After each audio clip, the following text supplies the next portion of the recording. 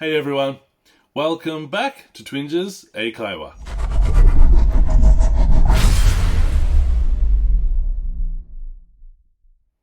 皆さんこんにちは、Twinges 英会話です。Welcome back。今日のワンポイントレッスンは You're welcome。もちろんそれだけじゃない。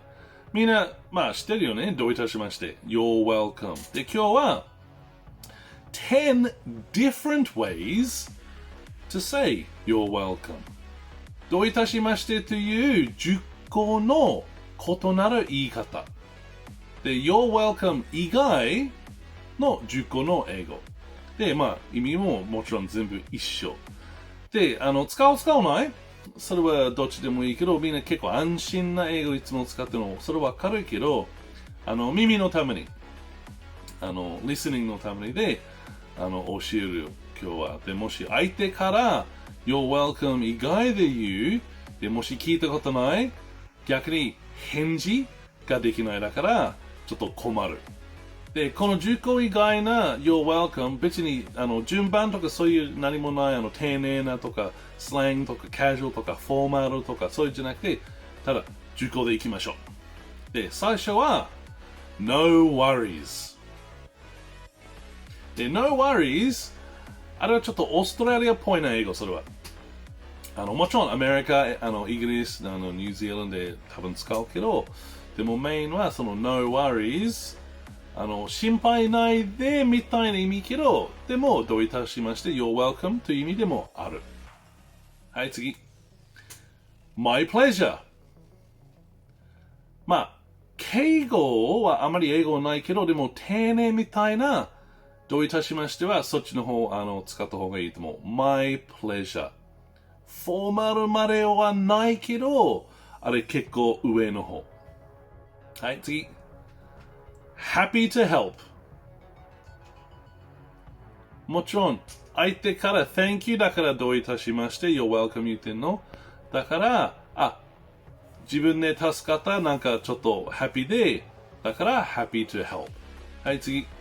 もっとシンプルどういたしまして You're welcome あるただ一個の単語で Sure 日本語多分いいよというねすごいカジュアルな家族とか友達とか知ってる人と使うと思うはい No.5 You got it ちょっとイントネーションは難しいけどYou got it どういたしまして You're welcome結構カジュアルの方。はい、次、No.6。もう半分終わったよ。No.6。don't mention it。もう別にすごい Thank you なんか、助かったよかったとか、もちろんそういう気分あるだから Thank you っていうのけど、いや。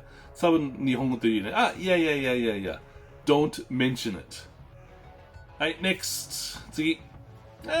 not a problem。問題ないよという意味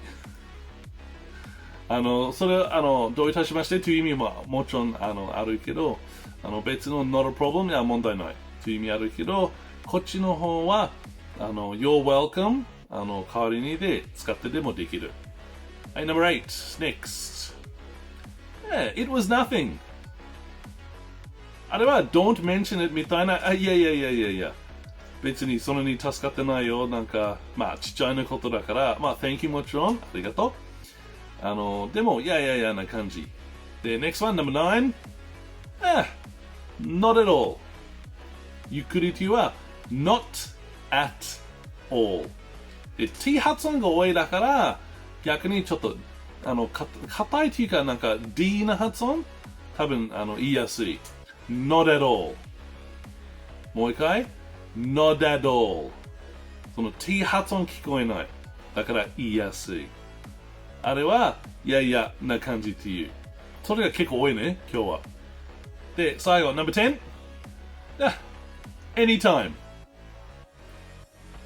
いつでもいいよ本当という意味だねで代わりに You're welcome どういたしましてという意味でもあるだからいつでも私聞いて助かるよ答えするよだから anytime いつでもいいはい皆さん大丈夫はいそれ You're welcome と意外な10個の言葉。